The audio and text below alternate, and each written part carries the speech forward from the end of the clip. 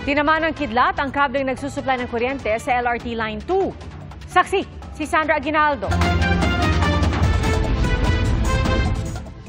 Biglang nag-spark ang mga kableng yan sa Gilmore Station ng LRT Line 2. Nangyari yan mag-aalas 10 kagabi kung kailan wala na ring mga pasahero.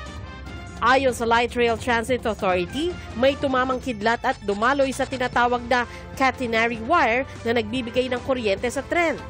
For that, makikita natin na ang daming kidlat na nag-flash talaga outside ng station. And then, nung moment na yun, biglang nag-iwanag yung sa labas ng stasyon. And then yun na, biglang sabog na yung sa loob.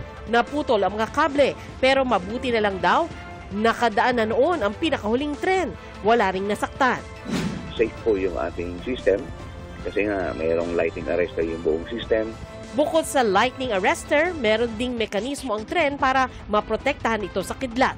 May pangatlong safety measure yung ating sistema, yung ating mga tren. Bumababa yung pantograph. Makikita mo doon sa ibabaw ng tren parang may dalawang antena. Meron siyang parang automatic na scheme na kapag ka nakadetect ng mataas na power supply, bumabagsak yon para hindi tuloy-tuloy na dumaloy yung power surge.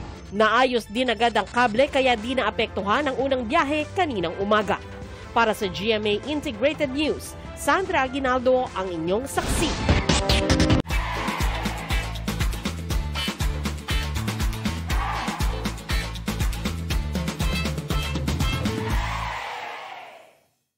Mga kapuso, sama-sama tayong maging saksi. Mag-subscribe sa GMA Integrated News sa YouTube at para sa mga kapuso abroad, samahan niyo kami sa GMA Pinoy TV at sa www.gmanews.tv.